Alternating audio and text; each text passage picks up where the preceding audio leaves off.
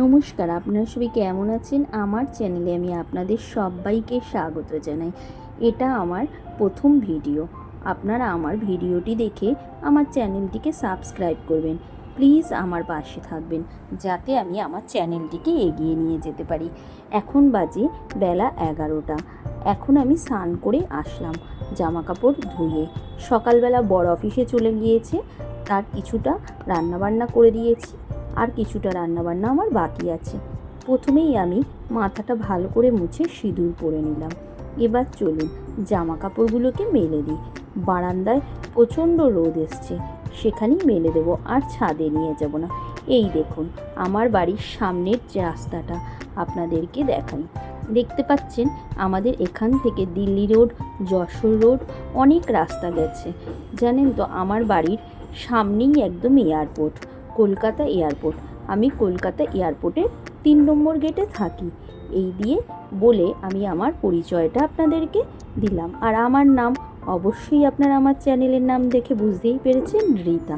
এই দেখুন সকালবেলা কি করেছি: বেগুন ভাজা, পায়েস আর ছোলার ডাল, আর সাথে করেছিলাম লুচি। লুচিটা কি করতে করতে আপনাদের সাথে গল্প করি। দেখতেই পাচ্ছেন ছোলার ডালটা করে নিয়েছিলাম। এগুলো করে রুটি করে নিয়ে বরকে দিয়েছি, ওকে আর লুচি করে দেওয়া হয়নি। এবার ছেলে আর আমি খাবো, তাই লুচি করে নেব, কারণ ছেলে আমার লুচি খেতে ভালোবাসে।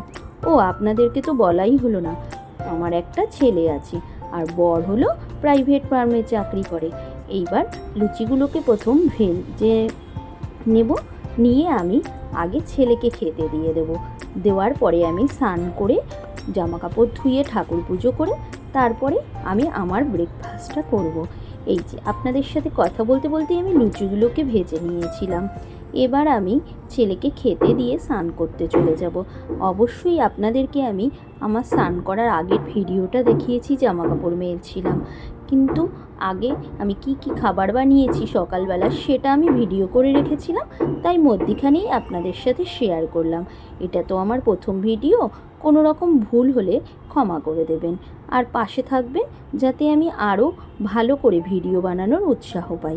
এবার ছেলেকে খেতে দিয়ে চলে আসলাম আমার নিজের খাবার নিয়ে। এই দেখুন আপনাদেরকে তো বললাম 11টা বেজে গিয়েছে। দেখতেই পাচ্ছেন কত বেলা হয়ে গেছে, এখন আমি খেতে বসেছি। 11টা 15 বাজে দিতে দেখালাম, ব্রেকফাস্ট করছি। সকাল দিয়ে কাজ আর কাজই করে গেলাম। অবশ্যই আপনারা দেখতে পেলেন 11টা 15 হয়ে গিয়েছে। এবার আমি টিফিনটাকে খেতে বসলাম।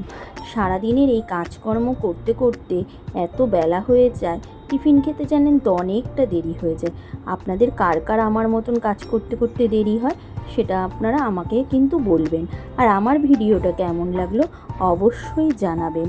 আপনাদের সাথে আমি এরকম ছোট ছোট আমার জীবনের সব গল্পগুলোকে শেয়ার করব। আজ তবে আসি।